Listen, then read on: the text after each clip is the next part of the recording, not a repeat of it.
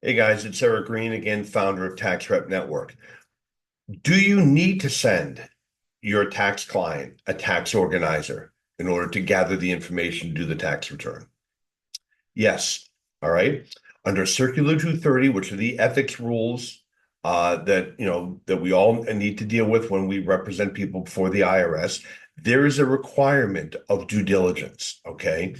So what the organizer does is it shows that you attempted to gather the information from the taxpayer.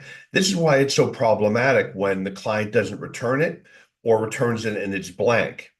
All right. You can show that you sent it to them, but the fact that you either didn't get it back or that it was blank is a huge problem because if there is an issue with that return and the Office of Professional Responsibility gets involved in looking at you as the preparer, the fact that you did not get an organizer or that you can't show that you requested it and the client completed it, um, because here's what's going to happen.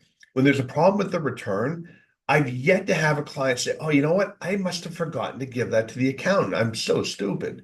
No, no, no. It's, "Oh, no, I'm sure I gave that to them. They dropped the ball on this. It's absolutely the accountant's fault." All right. And that is what OPR is going to pick up on. And they'd much rather punish you, honestly. Right. They're now trying to turn you into their police force. So, both for the due diligence requirements, but also to protect yourself, yes, you need to send an organizer and it's got to get completed. All right. Again, it's why I'm so hype on the automated organizer by Liscio. Okay. But yes, to answer the question, you are required to send an organizer something to the client to gather the information for the return.